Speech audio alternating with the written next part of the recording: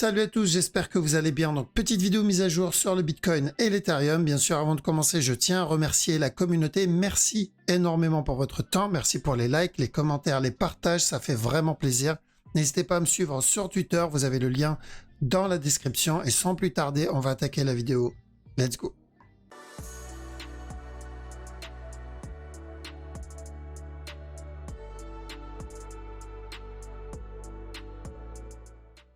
Alors, on va commencer par le Bitcoin. Donc, BTC, notre objectif a bien été atteint. Donc, rappelez-vous, quand on était dans cette zone, je vous ai dit que je cherchais un B et ensuite revenir péter le bas pour le C. D'accord? Pour ce A, B, C.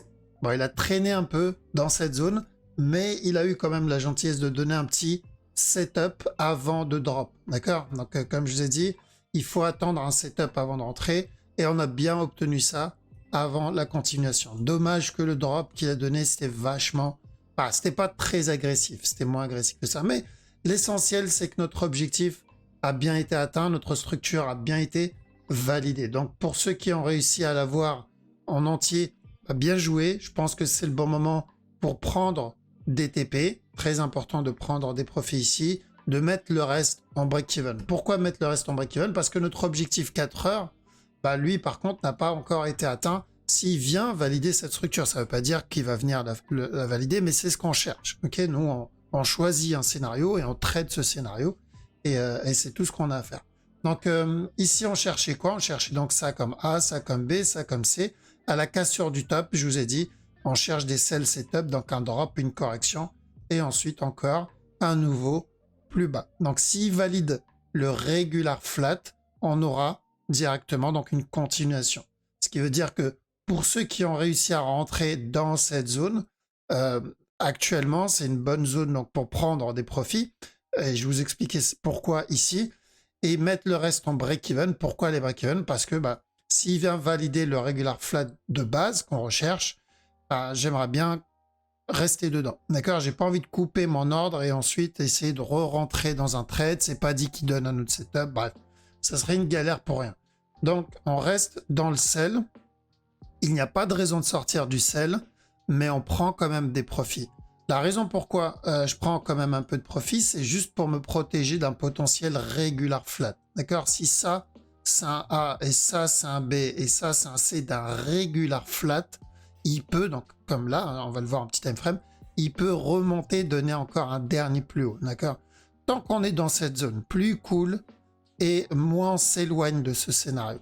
D'accord? Donc, pour le moment, en tout cas, il n'y a aucune raison de sortir du trade. Bien sûr, si je ne suis pas dedans, si je n'ai pas pu rentrer ici, ou peu importe dans quelle zone, ou même là-dedans, il n'y a pas de raison de rentrer à la vente ici, et il n'y a pas de raison de rentrer à l'achat ici. D'accord? Donc ça, le mouvement est déjà parti. C'est comme quand on était sur ce move. D'accord? Là, c'était de la vente, mais une fois le drop validé, il faut attendre une autre opportunité, que ça soit pour de l'achat ou de la vente.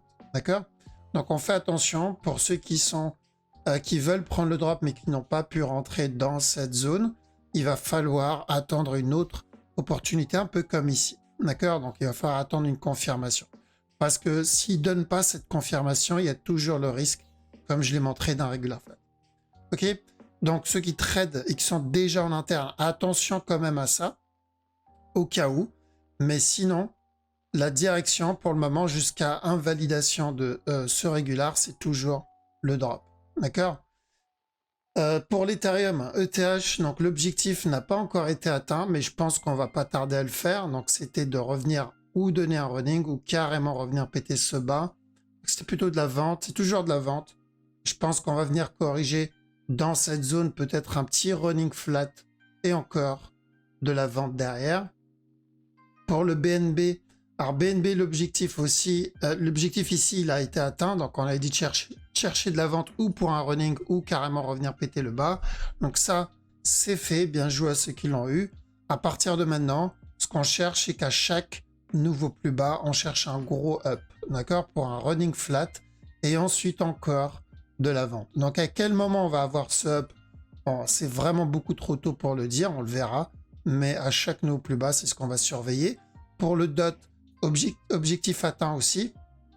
Donc, on cherchait de la vente pour revenir péter le bas. Ça, c'est fait. Bon, si on est déjà dans le sel, que ce soit avec un point d'entrée ici ou là-dedans, ou pour les plus courageux, il y en a qui sont rentrés un peu plus haut. Voilà, il n'y a pas de raison de sortir. Il faut juste prendre un peu de profit. Le marché peut continuer à drop encore un peu. D'accord? Bon, ça c'est de la petite time frame, bien sûr.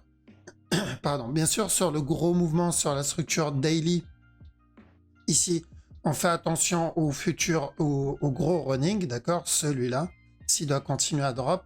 Mais ça, c'est du daily. Donc, il peut très bien continuer à drop encore dans la petite time frame avant de venir nous valider cette structure daily, d'accord? Donc là, pour le moment, on surveille la petite structure. Et actuellement, bon, bah, il n'y a rien. Le mouvement est déjà parti. Donc, il va falloir attendre une autre opportunité, comme on l'a eu là, comme on l'a eu là, comme on l'a eu ici. D'accord? Il y en a eu aussi. Donc, il y en aura. C'est pas le problème. Il faut juste être patient. EGLD. Donc, EGLD, je m'attends à un future running flat. Peut continuer à drop s'il veut, je le laisse faire. Mais moi, ce que je recherche, c'est une impulsion. Et ensuite, encore de la vente. Le sol sur le gros move, donc si je me base sur ça, c'est plutôt haussier, d'accord, un push. Donc, je rappelle vite fait les scénarios parce que je sais, il y en a, ils ont encore des difficultés avec le fractal. Donc, si c'est une structure corrective interne, on va avoir un up directement. Et ensuite, la grosse correction. Sinon, ça peut être aussi le départ de cette grosse correction, sauf que ça commence doucement. Pour ça, il va falloir qu'il coule un tout petit peu plus. Et là, on aura la grosse correction tout de suite. Et ensuite, pour les deux, on ira chercher un up. D'accord? Donc oui, techniquement, si j'ai des buy setup, je peux chercher de l'achat. Maintenant, la question, c'est est-ce que j'ai des buy setup? Si je regarde en interne ici, pas vraiment. D'accord? Là, je le vois range. Donc, ceux qui cherchent ce buy, faites attention, vous pouvez avoir encore un nouveau plus bas. D'accord? C'est du 15 minutes. Donc, ça influence pas forcément la structure 1 heure. Donc, ça va pas influencer peut-être ce mouvement-là. Il peut très bien donner ce flag, ce flat, le valider, et ensuite nous valider le gros up. Mais le truc, c'est que si après avoir validé ce petit flag envoie une grosse impulsion, oubliez ça comme correction, partez plutôt pour la plus grosse structure corrective. D'accord? Donc pour ceux qui sont intéressés plus par rapport au move, c'est très simple, ce qu'on cherche, c'est la correction, et ensuite, pourquoi pas le up. D'accord? Donc c'est vraiment un peu comme ce qu'on a eu ici. Donc on a eu ce up qui représente celui-là, on cherche la correction ici, et ensuite on pourra chercher la continuation. D'accord? Il va falloir être patient. Le VET, ok, donc le bas il est cassé, c'est ce qu'on voulait. Maintenant pour le VET, ce que je cherche, très simple, un up, et ensuite pourquoi pas un drop derrière. Donc à chaque nœud plus bas, je vise le C d'un running flat, très simple. Litecoin, on a invalidé le running ici, vu qu'on est venu péter le bas. D'accord? Donc maintenant, il reste que 2 scénarios sur ce move, il n'y en a pas 500. C'est où on obtient une plus grosse structure corrective, donc un B ici, et ensuite un C, ou sinon il va venir directement péter ce bas. D'accord? Parce qu'on n'a pas cassé stop, techniquement on est toujours dans une downtrend. Donc est-ce qu'on est dans une nouvelle structure corrective? Et là, je peux continuer à chercher de l'achat. Ou est-ce qu'on est dans une fin de tendance, donc vraiment une structure qui est en train de s'essouffler, un drop ici, et là on peut continuer à chercher de l'achat. D'accord? C'est vraiment trop tôt, vu qu'on a invalidé le running. Nous ici on cherchait de la vente à la base, mais que pour un running flat. D'accord? Donc on va le laisser faire, on va le laisser se développer, et qu'il nous donne un peu plus d'informations. Ok, voilà, donc je pense qu'on a fait le tour. Pour le moment, ça se passe plutôt bien sur le Bitcoin. Bien joué à ceux qui sont dedans. On surveille en petit time frame s'ils nous donnent des setups pour pouvoir entrer. Soyez juste vigilants au cas où ils nous donnent un regular flat, un peu comme celui-là. Si je pars en petit time frame up et on surveille, voilà, celui-là. Vous voyez, on a eu le up ici. On a eu un A, un B, un C. Ça, c'est un regular flat, donc une structure de continuation.